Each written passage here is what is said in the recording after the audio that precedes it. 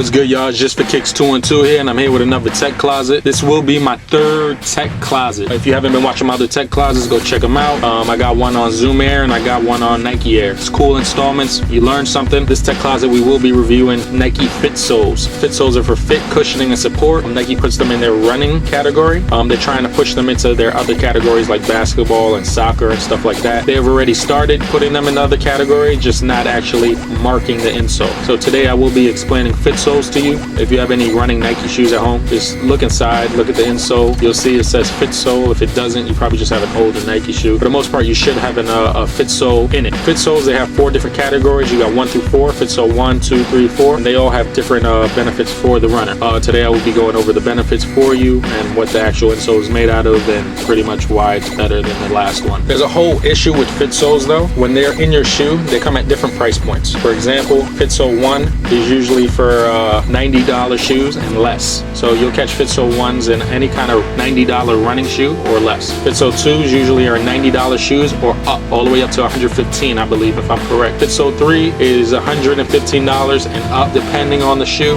And then Fitsole 4 is for $130 shoes and all the way up. Now, a lot of people who do know what Fitsoles are do complain that they don't actually receive the right Fitsole in their shoe. And this is an issue. For an example, Air Max 2012, you see that you only have a Fitsole 2 or a Fitsole 3. I've seen both in the shoe. It just, a lot of people concerned about why my $160 shoe doesn't have the best insole that Nike has to provide. So pretty much that's the issue Nike's having right now. I guess they're trying to fix it right now because they're trying to move them into other categories. There are 4 Fitsoles.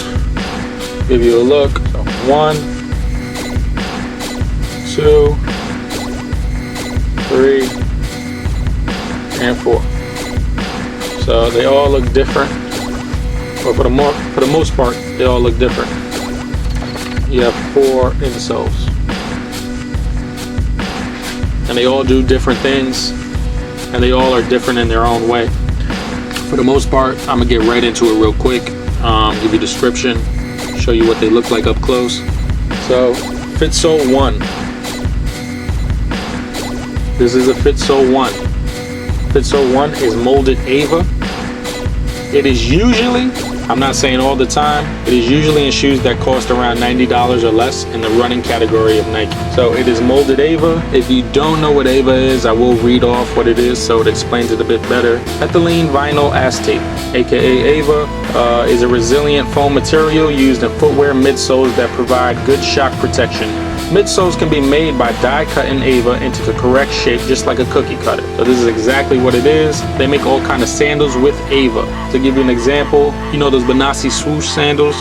Those are made out of Ava. Mostly all sandals are made out of Ava. It breaks down real easy. It's real cheap to make, and they usually put Ava as an insole in all shoes. For the most part, if you have a shoe right now, you take it out, it is Ava foam. Ava foam was shitty, to tell you the truth. I always change my insoles if I have an Ava insole. If I have an Ava insole, I will change it. I don't like that it doesn't provide any cushioning. All it's going to do is break down immediately, especially that at this, how thin it is. I mean, it's not going to provide much cushion. It's going to feel good in your shoe for the first couple wears. After that, the feeling goes away. Let's get into a real close-up view of Ava. Check out the first close-up.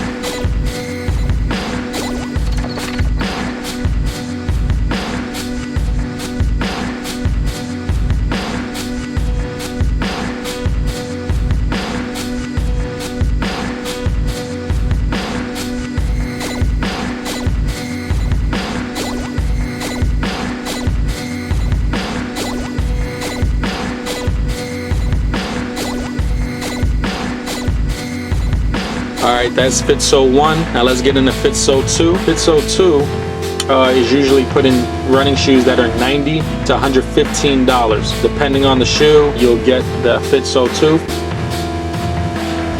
It is made out of ortholite, single layer ortholite. So if you don't know what ortholite is, I will read it out to you. I got a long paragraph about what it is and what it does for you. Ortholite insoles are made with the open cell foam, allowing air to circulate around the foot, keeping your foot cooler inside the shoe. The unique open cell structure of ortholite also creates a moisture management system inside the shoe by moving the moisture away from your foot, leaving the foot drier. When the foot is removed from the shoe, any remaining moisture dries very quickly due to the airflow allowed by the open cell network in the foam. Unique spring-back technology means your insole will retain 95% of its thickness over time and won't flatten out. Ortholite contains patented antimicrobial formulation to fight fungus, bacteria, and odor in the shoe. The EPA and FDA approved antimicrobial is added during formulation so that it is linked to the foam and will not wear off over time. Ortholite is extremely lightweight, providing optimum performance without adding weight to the shoe. Ortholite foam contains recycled rubber powder, which allows everyone to do their share and help in the environment. Another cool thing about your Ortholite insoles, just throw your dirty insoles in the washing machine and they come out like new. So you feel like it's breaking down a little bit, look a little dirty, whatever the situation is, you can always throw them in the wash. So that is what Ortholite is. These single layer Ortholite insoles feel great in your shoe. So here's a close-up of single layer Ortholite Fitsole 2 for shoes from $90 to $115 in the running category.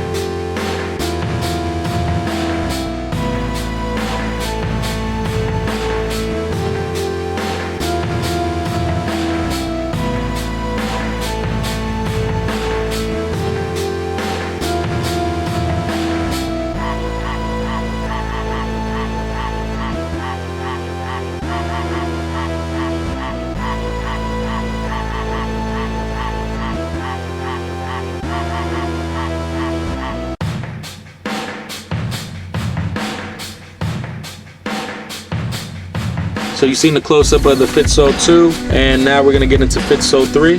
Fitsole 3 right here. Fitsole 3 is double layer Ortholite. So I just explained what Ortholite is. This is double layered, so it's a lot thicker. I don't know if you can tell, but it is a lot thicker. Looks the same here. You see the double in the front, the double layer. And pretty much I usually put the Fitsole 3 in my shoe because with the Fitsole 4 I don't need the extra benefit. I will get into that. I mean, the Fitsole 4 is great, but double Ortholite is always wonderful. Fitsole 3 is usually for shoes from $115 price point in the running category all the way to $130. Sometimes it goes even higher than that. There is no set price point, but usually $115 to $130, and sometimes a lot higher price point. Let's get into that close-up.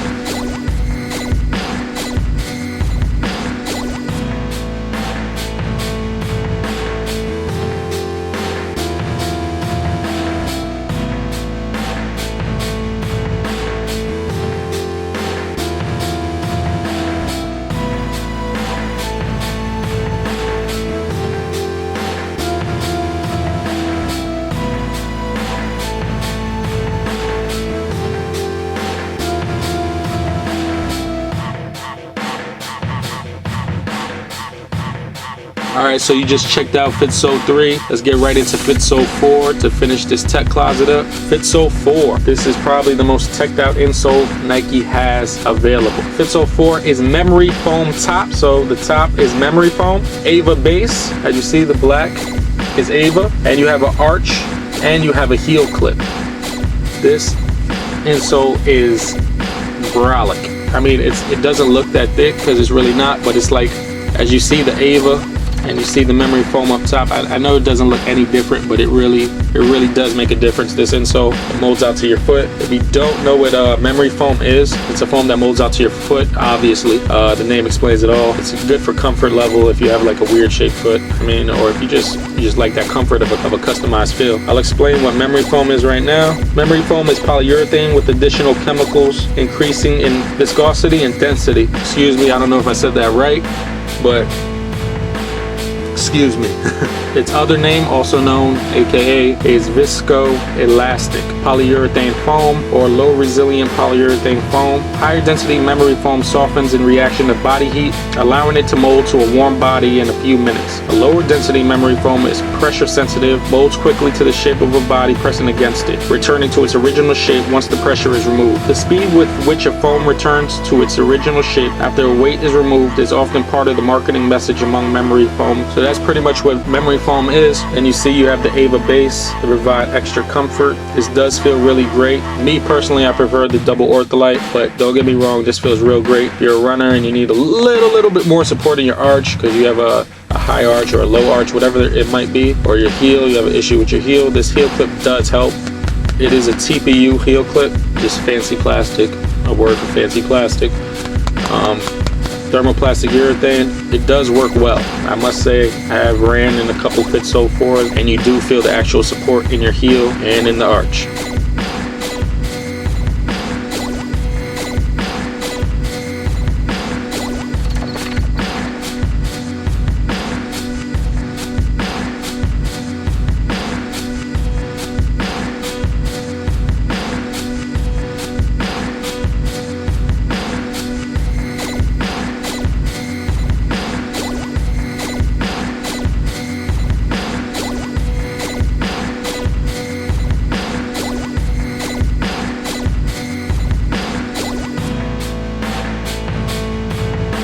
There is one Fitsole I forgot to mention. The reason being is because they don't really use it too much, and it's such a weird Fitsole. The reason being, it's called single layer contain. I'll show you right now. This is a single layer contain. As you can see, I couldn't find a brand new one. I actually had a used one, so you can actually see my foot indentation in it. It says it's a Fitsole 3, for example, right?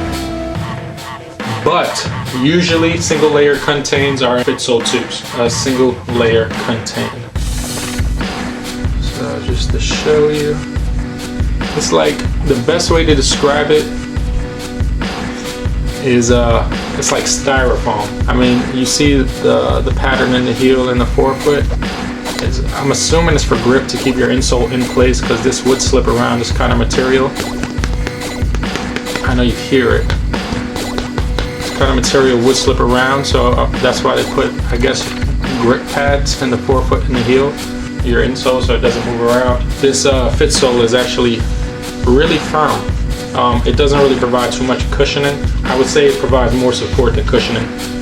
It's more of a firm, responsive feel with the floor. The issue with this is single layer contain is supposed to be a Fitsole 2. So Nike was messing around and they put it as a Fitsole 3. Some of them are Fitsole 2s. I mean, it just all depends. Single layer contain isn't really used. Also, before you go crazy saying I said this and that, I just want y'all to know, even though each Fitsole has a price point, a suggested price point for the Fitsole, it isn't the golden standard. I'm not saying it's, if you get a, for example, a Air Max 2012, that you're gonna get a Fitsole 4. Sometimes you get a Fitsole 2 or Fitsole 3, or I'm not saying you buy, say, Air Pegasus and they'll give you a Fitsole 4 or a Fitsole 3. I mean, it just all depends. The prices I gave you are what Nike is trying to put the Fitsole categories into. Again, don't come at me saying, oh, I have a shoe and I have this Fitsole in it and it costs this much. I'm just saying this is what they're trying to do. They're trying to put these Fitsoles in these price point categories, and that's pretty much it. That is my tech closet number 3. I hope you enjoyed it. If you have any questions, comments, concerns, leave them down in the comment box below. Please subscribe up above somewhere. I don't know exactly where. If you have anything you want me to explain, ask in the comment box. I know a lot of the times I say I'll get to it in my next video is because I can't explain everything in that little comment box. They only give me like 100 characters. If you really, really want to know, leave an email address or send me a message or just suggest for me to do it in the next video. That's exactly what I did with the Fitsoles. Somebody requested that I explain what Fitsoles are about. Thank you for checking me out. I really do appreciate it. Just for Kicks 212. Yo, make sure you add me on Twitter, man, because I don't have a lot of followers and I need some followers, man. Like, for real. Nah, but I give away free shoes and shit. I already had 2 giveaway shoe contests. I'm almost on my 3rd one. All I have to do is reach 300 followers. I've been giving away a free pair of shoes every 100 followers. So make sure you check me out for that. Just for Kicks 212 here. Thanks for checking me out.